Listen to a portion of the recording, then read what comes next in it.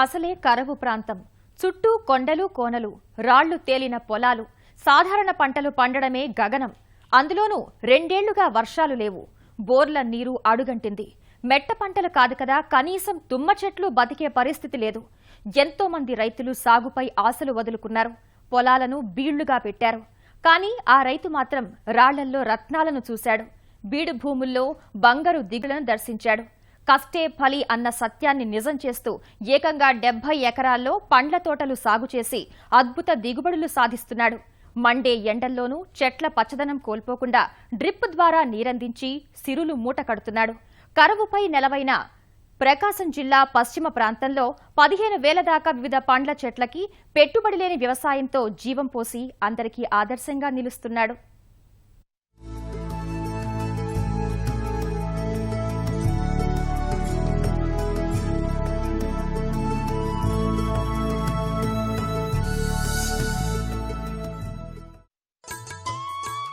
డ్రిప్తో అద్భుతాలు సృష్టించవచ్చని ప్రపంచానికి చాటింది ఇజ్రాయెల్.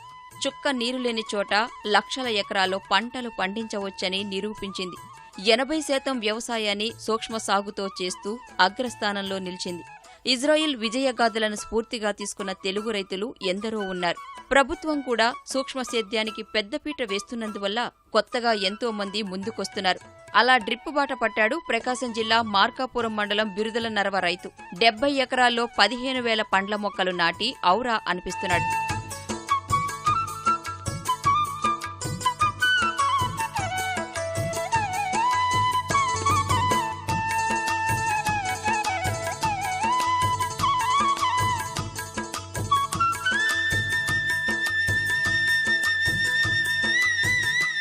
కరువు పీడిత పశ్చిమ ప్రాంతంలో 2 ఏళ్లుగా వర్షాలు లేవు. ఉపరితల భూగర్భ జలాలు ఆవిరైపోయాయి. బెట్టను తట్టుకునే పంటలు సైతం ఎండిపోయాయి. ఇంతటి దుర్భిక్షంలోనూ రైతు వెంకటరెడ్డి 70 ఎకరాల సుక్షేత్రం మాత్రం పచ్చగా కళకళలాడుతోంది. కరువు కోరలు, రాళ్ల నేలల నడుమ సాధించిన అద్భుత ఫలసాయం తోటి రైతులను విశేషంగా ఆకర్షిస్తోంది. మార్కాపురం మండలంలోని బిరుదుల నరవ గ్రామానికి చెందిన వెంకటరెడ్డి అనే రైతు 70 ఎకరాల భూమిలో అనేక రకాల పండ్ల మొక్కలు, మన రాష్ట్రం కాకుండా ఇతర రాష్ట్రాల నుంచి తీసుకొచ్చినటువంటి మొక్కలు కూడా ఆయన ఎంతో శ్రద్ధగా ఆసక్తితో ఆ ఒక పంటను పండించడానికి చాలా కృషి చేశారు. చాలా అక్కడికి వెళ్ళి చూసినా కూడా చాలా బాగా కనపడతా ఉంది. అన్ని రకాల మొక్కలు పండిస్తా ఉన్నాడు.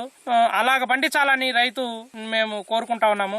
మార్కాపురం మండలంలోని పశ్చిమ ప్రాంతంలో తీవ్రమైన మంచినీటి సమస్య, తీవ్రమైన మంచినీటి ఎర్దడి ఉన్నటువంటి సందర్భంలో ఆయన ఆ తక్కువ నీటితో అన్ని పంటలు పండిస్తున్నాడు అనేటువంటిది చాలా గొప్ప విషయంగా భావించుకుంటున్నాము.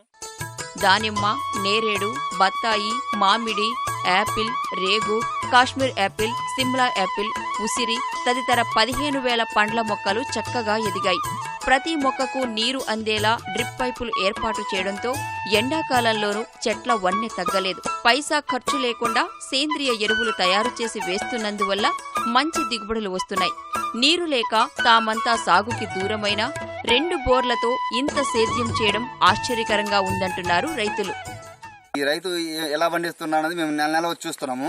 అక్కడికి మా ఊర్లో కూడా ఇలా పండించాలని అనుకుంటున్నాము. 2 బోర్లతోటే ఇంత పెద్ద పొలం పండిస్తున్నంటే చాలా గొప్ప. ఆయన ఏ విధంగా పండిస్తుండో మాకు అర్థం కావట్లేదు. కానీ ఆయన చెబుతుండే మా ఇంత పొలం పండిస్తున్నాము, ఈ రకం చేస్తున్నా అని చెబుతుండే. కానీ బోరేసి మేము పండిలేకపోతున్నాం 4 ఎకరాలు.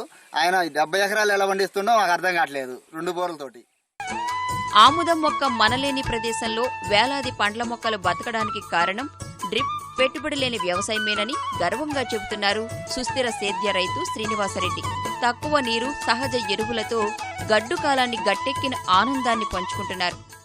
కేవలం ఇవాళ 2 బోర్లు మాత్రమే వస్తున్నాయి. ఈ 2 బోర్లతోటి మేము ఈ 15,000 పండ్ల మొక్కలు కాపాడుకోగలిగామంటే ప్రధానమైంది డ్రిప్ ఇరిగేషన్. డ్రిప్ ఇరిగేషన్ తర్వాత పాలేకర్ విధానంలో ఎప్పుడైతే జీవామృతము ఇవి పోయటం వల్ల మొక్కలకి తక్కువ నీరుతోటే సరిపోవడం జరిగింది. దీనివల్లనే మేము ఇవాళ ఈ 15,000 పండ్ల మొక్కల్ని కాపాడుకోగలిగాము. నిజంగా ప్రభుత్వానికి ధన్యవాదాలు తెలియజేసుకోవాలి. ఒక మాటలో చెప్పాలంటే ఈ డ్రిప్ ఇరిగేషన్ మాకు మొత్తం కూడా 90% రాయితీతోటి మాకు ఇచ్చారు. డ్రిప్ ఇరిగేషన్ ఈ హార్టికల్చర్ కింద బత్తాయి తోటకి మాకు రాయితీ ఇవ్వడం జరిగింది. తర్వాత ఇంకా ప్యాక్ హౌస్ అంటే పండ్లని ప్యాకింగ్ చేసుకోవడానికి చక్కగా పండ్ల ఇది కోసము మాకు ఒక ప్యాక్ హౌస్ ను కూడా గవర్నమెంట్ శాంక్షన్ చేసింది. దానిమ్మ మనకి ఫిబ్రవరి ఆఖరు మార్చి 15 తారీఖు కల్లా దానిమ్మ పంట అయిపోతుంది. తర్వాత నుంచి 3 నెలలు దాన్ని నిద్రావస్థకు పంపించాలా, నీళ్లు పెట్టాల్సిన అవసరం లేదు. కాబట్టి ప్రకాశం జిల్లాలో మార్కాపురం డివిజన్ కి ప్రత్యేక వరం అని చెప్పుకోవాలి దానిమ్మ వేయటము.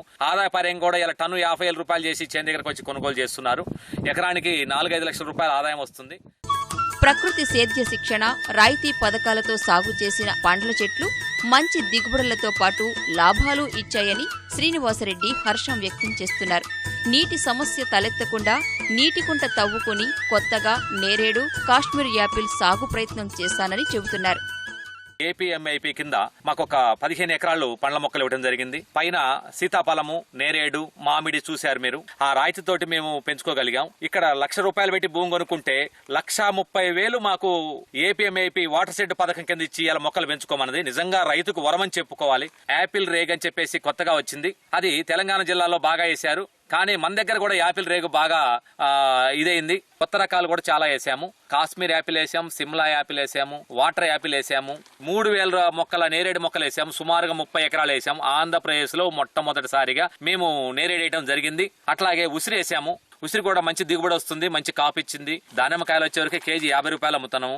ఈ సంవత్సరం బత్తాయి కూడా అదృష్టం అని చెప్పుకోవాలి. బత్తాయి కూడా 30-35 రూపాయలు చేసి మేము చేను దగ్గరే అమ్ముకోవడం జరిగింది. బత్తాయి కూడా ఇంతకుముందే మేము గతంలో ఇక్కడికి రాగానే నీటి కుంటను ఏర్పాటు చేసుకోవడం జరిగింది. ఆ నీటి కుంట నుంచి ఇప్పుడు పెద్ద చేసుకున్నాం. ప్రభుత్వం మాకు రాయితీ అందజేస్తుంది కాబట్టి ప్రభుత్వ సహకారంతో ఇవాళ 2 కోట్ల లీటర్ల నీళ్లు బట్టే దాన్ని ఇది చేసుకున్నామంటే మొన్న ప్రపంచ బ్యాంక్ నుంచి పరిశీలకులు వచ్చి కూడా చూసి ఆశ్చర్యపోయారు. బిందువు పంటల పాలిట బంధువు, నిర్జీవ పంటలకి కల్పతరువు, పండ్ల తోటలకి సంజీవని.